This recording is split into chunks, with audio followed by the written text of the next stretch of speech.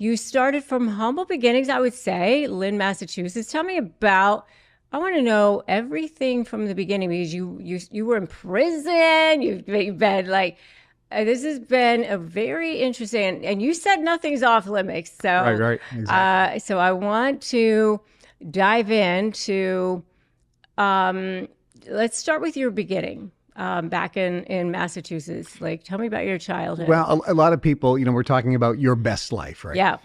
My newest book is called Your Wish is Your Command, How to Manifest Your Desires. And one of the things I talk about in there is, who do you listen to? It's one of the first key elements. Yeah. And with the internet today and with YouTube and all the things that are out there, there's all these success gurus talking about how to achieve success, how to manifest your goals, dreams, and desires, how to use the law of attraction. Okay, so who do you listen to? You listen to someone who has what you want and has been where you are. Right. And ideally somebody who's gone through adversity, because that's really the determining factor of whether or not they're living what they're teaching. Yeah. So if you look at myself, I started off with nothing. I never went to college. I was told I had a learning disability. I had no connections. My dad was a welder. Okay. Grew up in a normal house. Actually, we had one bathroom in the house, 1,200 square feet. Okay. No money, and generated over $25 billion in international business. Yeah. My book, Natural Cures They Don't Want You to Know About, was #1 on the New York Times list for 26 weeks in a row. Yeah. Sold 50 million copies. Yeah. I had 3 TV networks in Europe. Yeah. So I've achieved a lot. Yeah. And then I got held in contempt of court because I was exposing the drug companies and spent 8 years in a federal prison without being charged with a crime. Okay, so this is what I want to dive into. Yeah. Okay, because a couple of years ago, I'm going to tell you, a friend of mine told me, no, I think it was maybe a year, no, maybe 2 years ago. Yes, it was 2 years ago. A friend of mine said, you got to listen to this series, Your Wish is Your Command. And she's like, it's kind of, controversial because this guy spent time in prison. So, you may not want to tell people you're listening to this series, because, it's sort of controversial. But she goes, nobody really breaks down the law of attraction as simply as this guy. It's a really great step-by-step guide on it. And so she goes, take a listen to it. And so I started listening to your series. I found it on YouTube, I think, initially, and then I found it on Spotify, and I was like, oh, this is actually really good. So I started listening to it. And so from that, I started doing some things in my life. And it actually was really working. So I was listening to it over and over. And another friend of mine was listening to it. It was really working for her in her life. This was actually pretty cool. And so it was really funny to me when a friend introduced us and said, hey, do you want to interview this guy on your show? I was like, that's so crazy that you would ask me that, because I was listening to him. But to me, and I'm going to be very pointed with you, how did somebody like you, who obviously really understands the law of attraction, really, made it work for you in your life, generated a lot of money, had a lot of success, end up in prison? The real question is, why do bad things seem to happen to good people? And if the law of attraction really works, people say, Kevin, how did you manifest going away? Yeah. Clearly you didn't want that. And the answer is, you didn't know what I was asking the universe for. So you think that was a bad thing. It wasn't. What I manifested by going to prison without being charged with a crime, being held in contempt of court, spending the longest sentence in federal prison in the history of America without being charged with a crime, contempt of court. That is bizarre. That's exactly what I was asking for. It gave me an opportunity to, number one, clear the decks. So all my businesses I had a chance to liquidate and absolutely clear the decks and come out with a clean slate to do exactly what my mission and purpose was. But when I was away, it gave me the time, for the first time in my life, to dive deep via meditation and yoga over those 8 years and write the Science of Personal Mastery course, which was all of the training that I got through when I was in a group called the Brotherhood. I would never have written that course if I didn't spend that time away. I would also never have written The Guru Kev Lessons, which is a book about that thick with over 330 lessons revealing the secrets of how to live a successful life. I would have never have done that. So I got what I was asking for. I had a friend of mine who came to me and he said, I want to quit smoking. I want to use the law of attraction to manifest being smoke-free. Great. So we use the manifesting method or formula. There's actually a recipe. There's a series of steps that you go through to manifest what you want. So we did that together. A week later, he doesn't come into the office. So I called his wife and said, what's going on with Richard? He goes, he's in the hospital.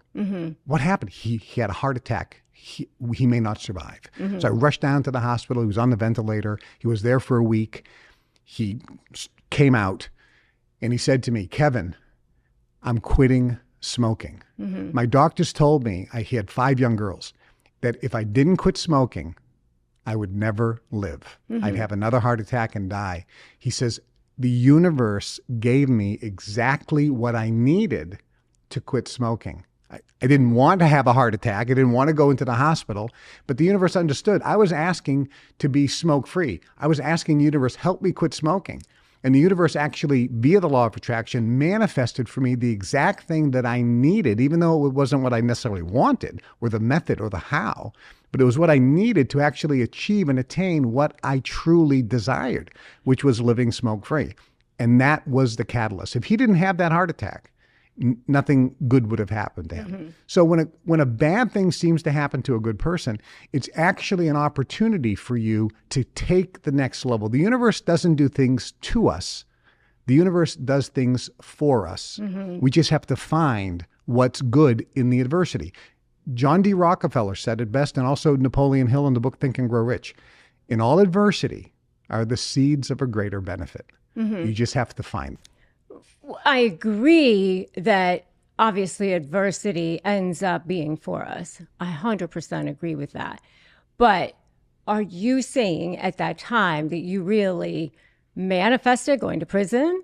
Yeah, that is what you wanted? I didn't ask, please, universe, send me to prison for 8 years. Yeah. I asked the universe, free me of all these companies so I can focus on my mission and give me the opportunity to write the works that I need to write. And the universe manifested this crazy, bizarre set of circumstances, which you couldn't write in a Hollywood movie, that got me put away for contempt of court, just because I was exercising my First Amendment constitutional rights.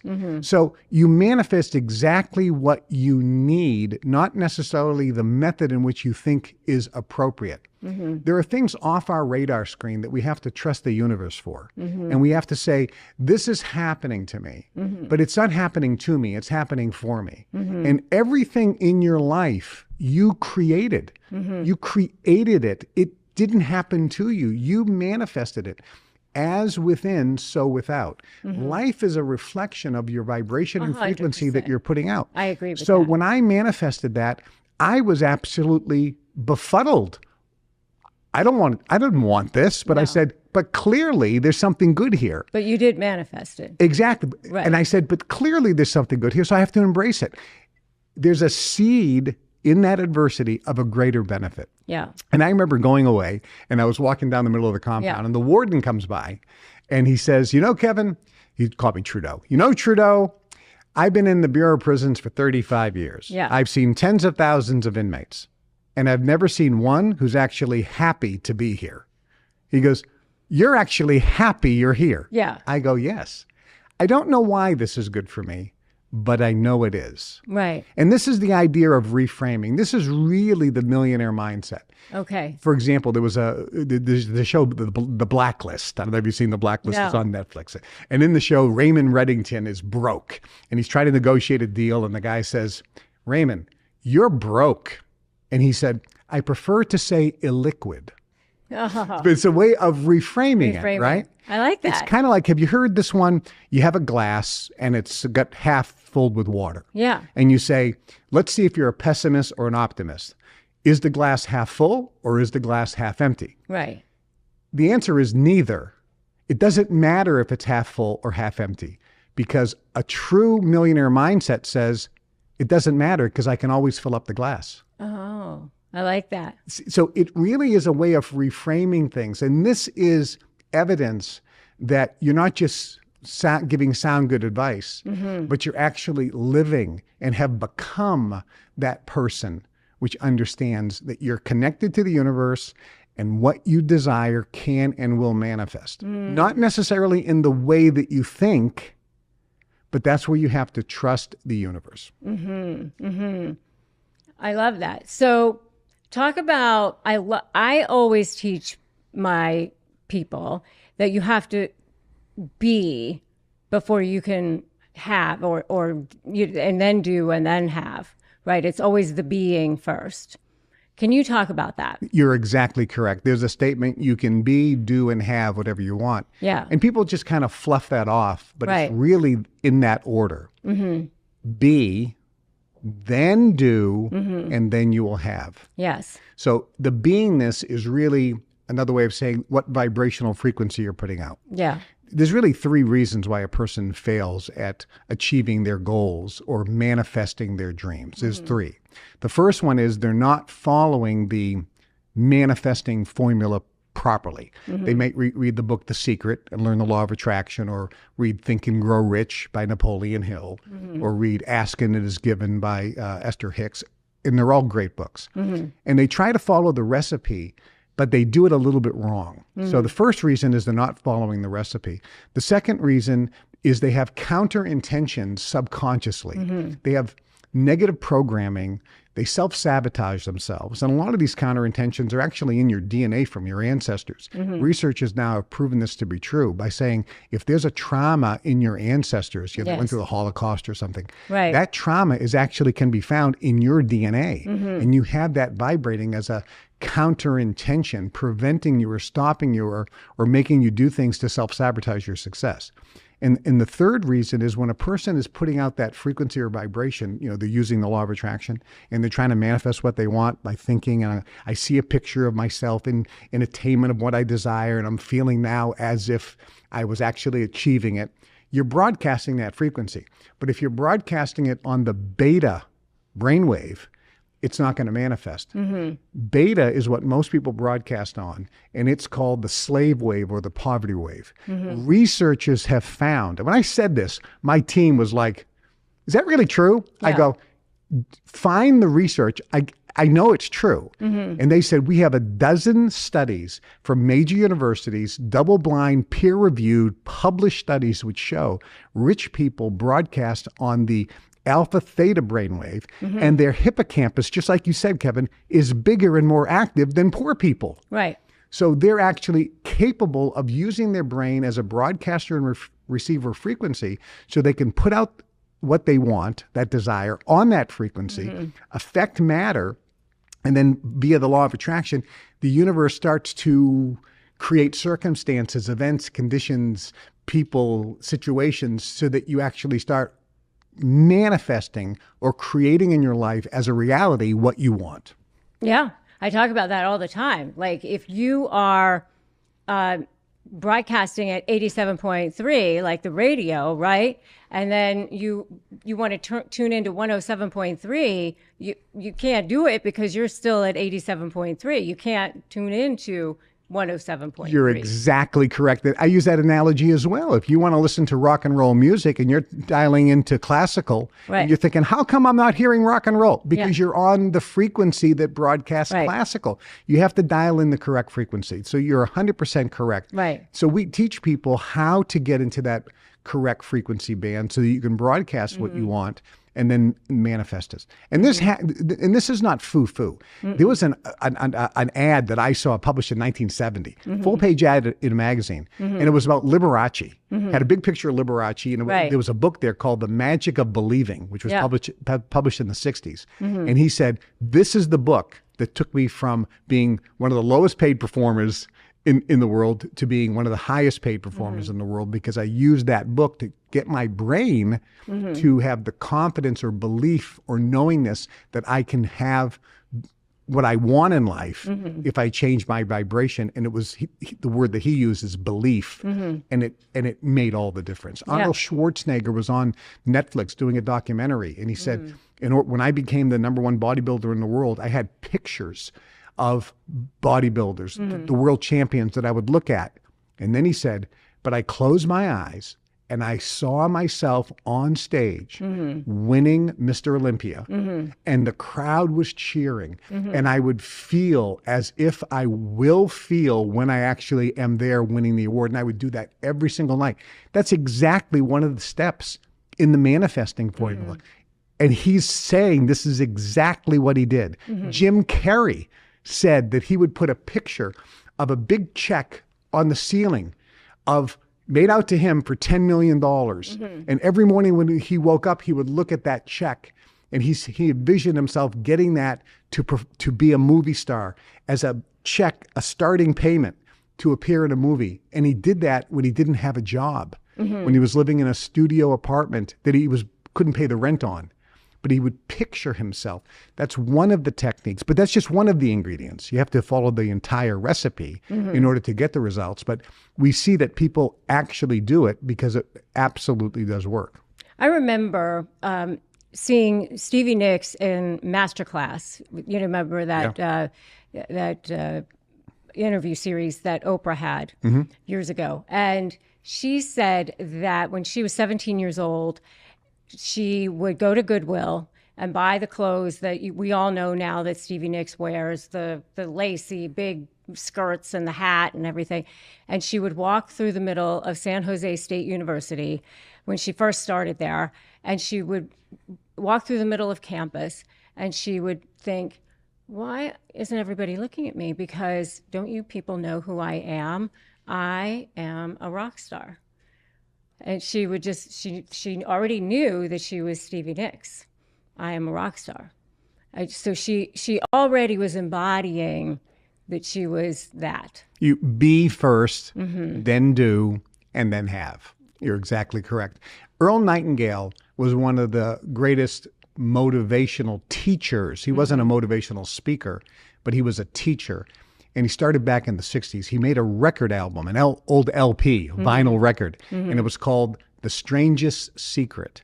And on that, he said, the strangest secret is you become what you think about most of the time. Thoughts are things. There was a movie with about the founder of McDonald's, Ray Kroc. They showed a true scene where he was struggling selling milkshake mixers door to door, trying to sell these milkshake mixers. So he was staying in a lot of motels as a traveling salesman, and he had a record, and the record that he would put on every morning would talk about, you can do it. Perseverance is the most important attribute to success. Never give up. And the scene is he was programming himself with positivity, with I will never quit. I can do it. I will do it. I become what I think about. Whatever my mind can conceive and I can bring myself to believe, I can achieve. And he listened to that every morning, and he listened to those records every night before he went to bed. Later, he said, the reason of my success was I programmed myself by listening to audio recordings that were positive and motivational, inspirational, to get my thinking straight. And if I didn't get my thinking right, I wouldn't have been able to manifest the success that I have in McDonald's. So really, thinking is the most important first step to creating the life you want. So I say in the opening of my show, Negotiate Your Best Life, that sometimes, and I think maybe a lot of the time, the very first negotiation that we have to do is with ourselves in the morning for our own self-worth, our own thoughts. I think that our mind is not wired for success. We are wired for safety. We are wired for taking care of ourselves. 90% of the thoughts that we have today are the same thoughts that we had yesterday. We are wired from the beginning by our parents, by the bullies on the playground, by the people that shaped us. I think that we are people that we're sort of wound up being in a lot of ways, right? That's correct. Yeah. And so we have to kind of undo a lot. You have to basically, Zig Ziglar, who's a motivational speaker, Yes. and he was a good friend of mine. We traveled together. He said, everyone was born to win, but they're conditioned to lose. So we've got negative programming from the time we were a little kid. You can't do that. Stop. Don't do that. What makes you think you can do that? You're not smart enough. You don't have enough education. You don't have the right friends. What makes you think you can become successful? And we get Who do you think you programmed. are? Exactly. We get programmed or conditioned to lose. We're born to win, but we're conditioned to lose. So we have to get rid of that programming and replace it with positive programming. And that's why listening to audios on a regular basis is important. And there's another way to do that. You've heard of affirmations, positive self-talk. Shad Helmstetter wrote the book, What Do You Say When You Talk to Yourself? Talks about this a lot. This actually goes back in history and is talked about in many, many esoteric books, that the words you speak are actually creative. The tongue is a creative force. What you say is actually what you get. There's a word called abracadabra that magicians use. We're in California, the magic castle's up the street here.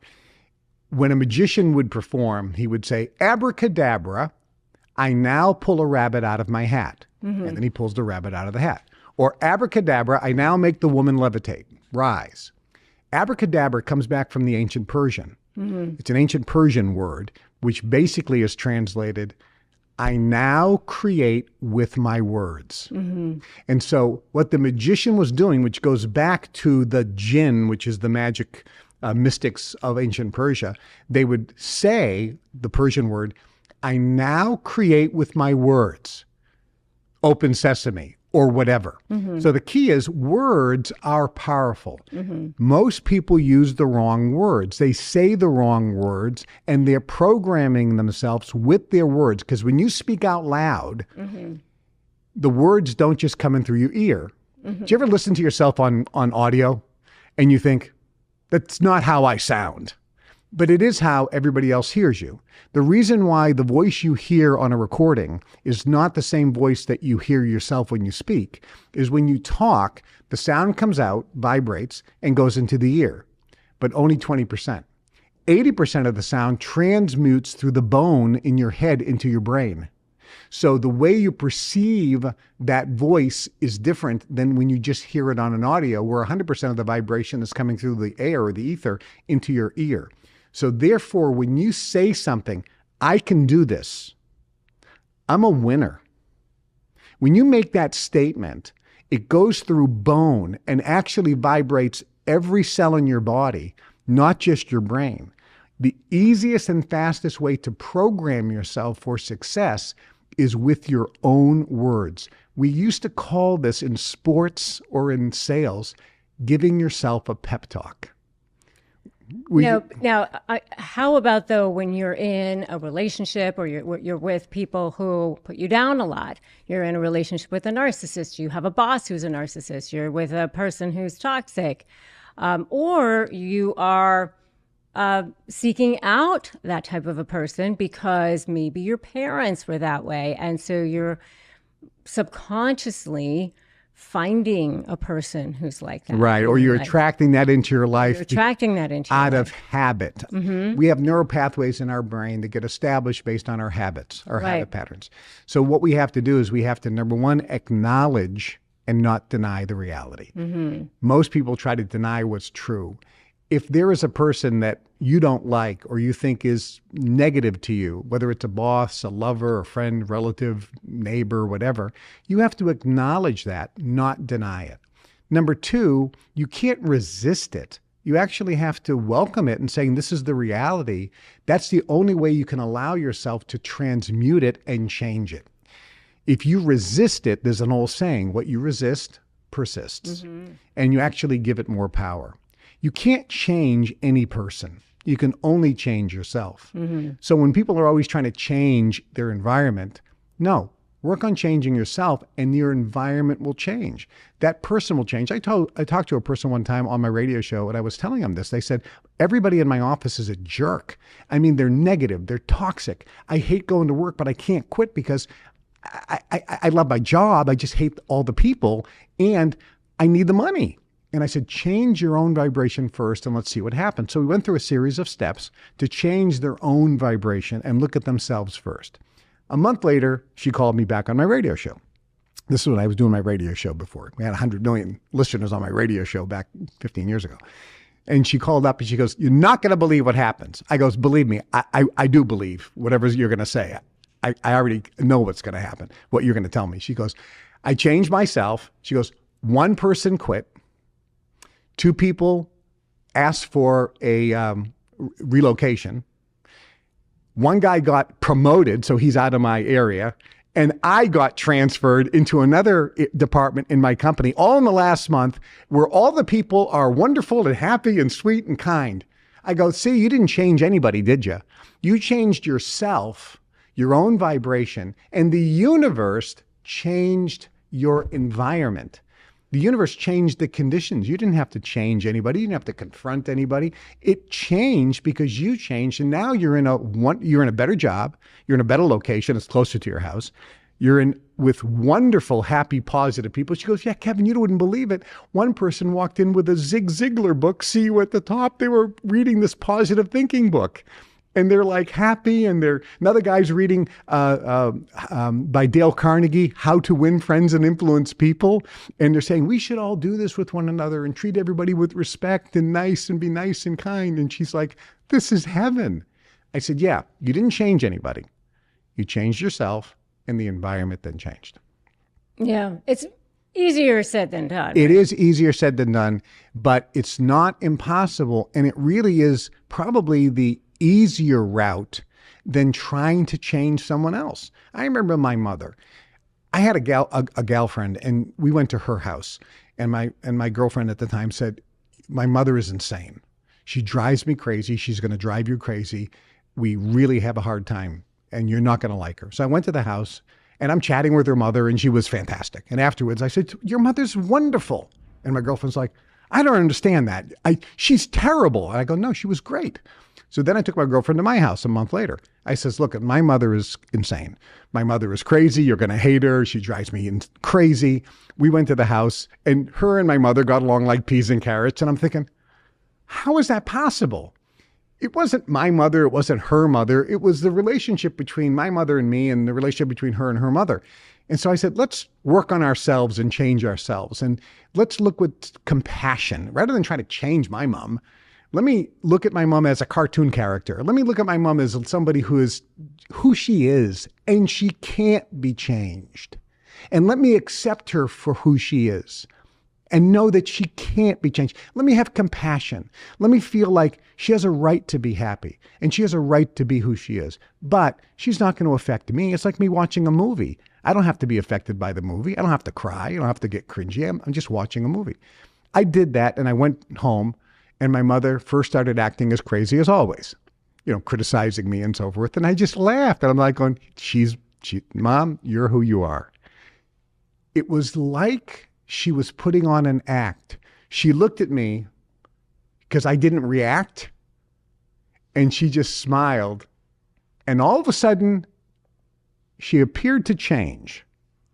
And I thought, did she change? So what would you say to the person who's dealing with a super toxic person right now?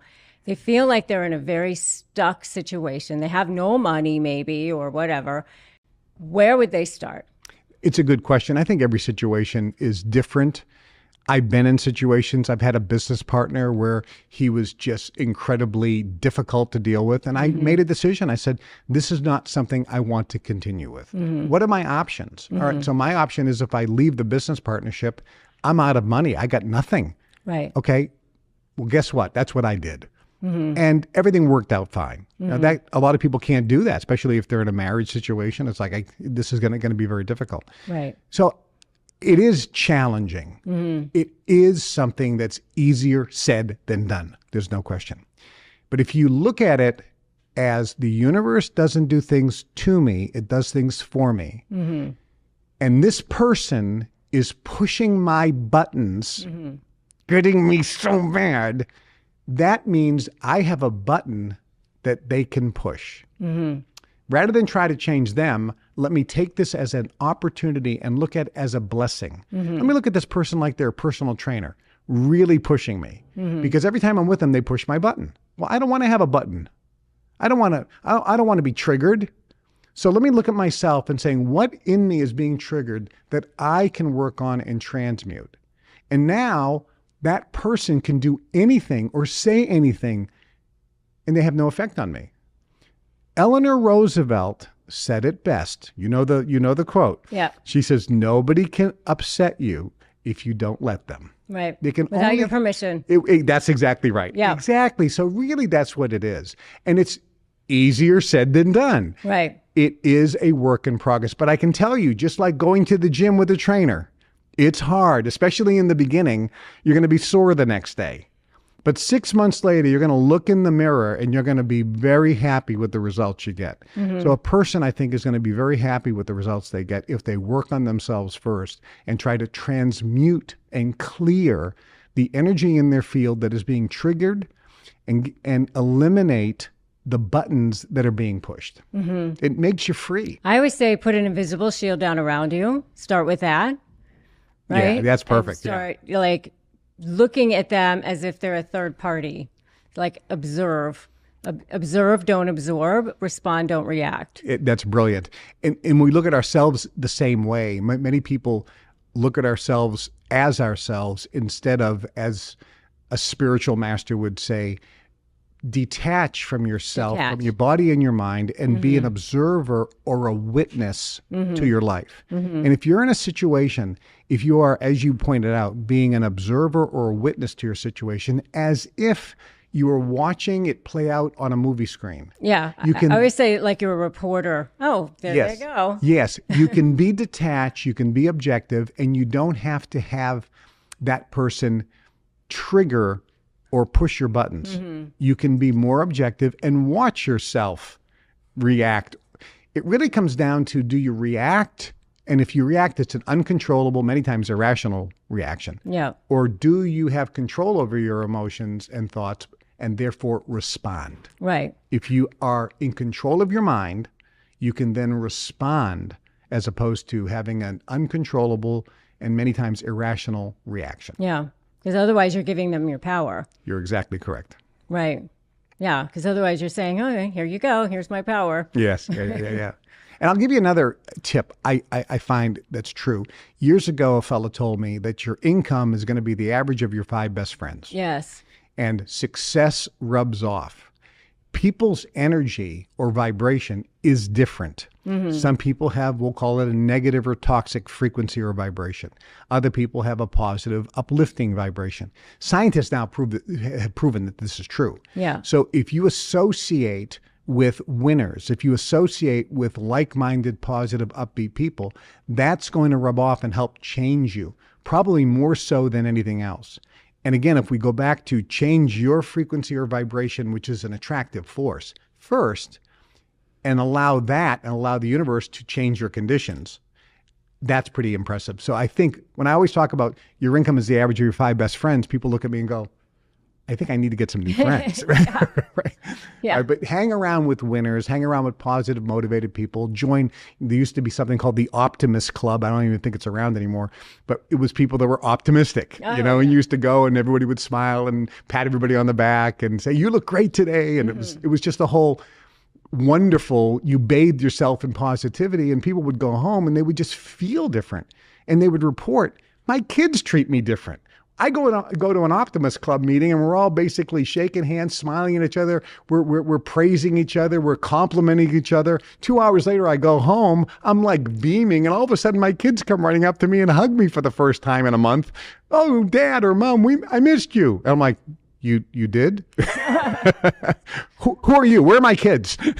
Right. Okay, so you have a new book coming out soon. Tell us about that. Yeah, I have the audio still, which you listened to. I did. Called Your Wish is Your Command. I actually recorded that almost 20 years ago now in the Alps. People paid $50,000 to come in for 2 days to learn the entire step-by-step manifesting formula, learn how to broadcast on the alpha theta brainwave frequency, and how to reprogram themselves by eliminating the counter intentions that are preventing people from succeeding. So those audios are still available. yourwishesyourcommand.com. They can get those. And then I have the book version where I took the transcripts of that live seminar and I went through and I added and I cleaned it up and tightened it up and made it, quite frankly, even better. That book will be out probably in about 2 months now. Your Wish is Your Command. People can be on the pre-order list at kevintrudeau.com. Okay, so they go can, check that out. Yeah, so they can get on the pre-order list for that. Yeah. And it's very exciting. As I went through that whole book, it really is being called the simplest step-by-step method of manifesting your goals, dreams, and desire. The book is even better than the audio. The audios are great because you hear the voice inflection. And I think both of them, you read the book and listen to the audios, you get both modalities. People are calling it one of the greatest manifesting or law of attraction series of all time. So we're getting really great results. Millions of people have gone through it, and I have stacks of letters from people all around the world, emails, telegram messages, WhatsApp messages, even letters, handwritten letters from people who tell me these stories. You just couldn't write them. I sat down with a Hollywood producer and said, look at these. And they go, now these are useless. I go, why? Because nobody would believe this if we put this in a movie. It's almost that. And I said, wait a minute, you guys in Hollywood, you produce a lot of crazy stuff. They go, no, people won't believe this. Sounds too good to be true, but it is true. It works if you work it. Just like anything. Just like anything. That's right. Right.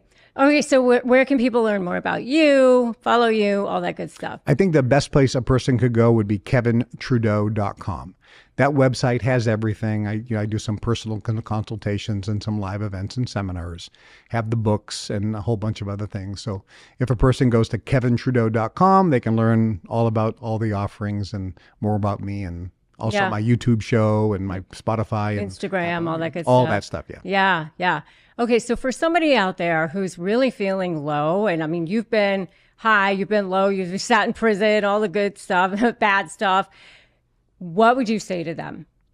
If a person is feeling low right now, I would suggest ask yourself, what is the cause of that? And there's two causes that a person is feeling: depressed, sad, angry, anxious, stressed, low, the case of the blues. Two reasons. Either one, something is keying in. Something is activating. Something has been triggered. In the East, they call it a samskara, which is an energetic imprint. Something from the past, a memory that is being activated, and it's giving you an uncontrollable negative emotion.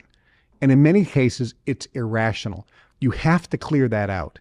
And I think the fastest way to do that, in all of my research for over 40 years of study, are the Callahan techniques, which is a tapping technique, and it clears out or blows that out. There are others as well, bioenergetic synchronization technique. There's a whole bunch of things that you can do. There's a lot of them. The Callahan techniques are fast and simple, and it blows that out. But I'll give you something a person can do right now, and it's what my grandma said. Get outside and go for a walk and look at things far away. This is magical. Why? Because when you're feeling low, where are you really looking?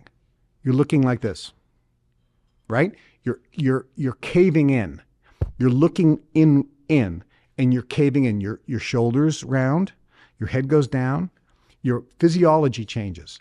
So one of the quickest ways to start feeling better is by changing your physiology, shoulders back, smile, and I want you to say, I feel depressed. If you can't feel depressed if you change your physiology. Go for a walk outside and look at things far away, the top of the building, the lamppost, the tree. And when you do that, now you're externalizing. And your energy field, and again, scientists have proven this is true, starts to expand. And you feel better.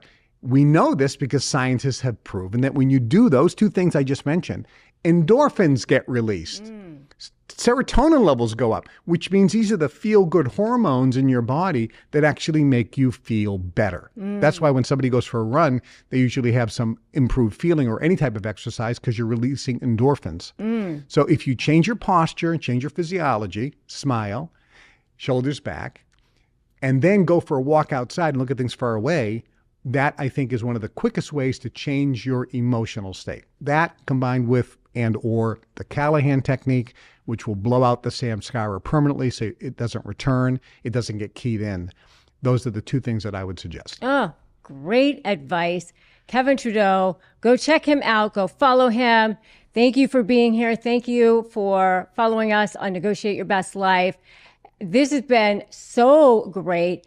If you want to manifest anything in your life, I highly recommend you go check out Your Wish is Your Command. And thank you for being here again on Negotiate Your Best Life. I'm Rebecca Zung.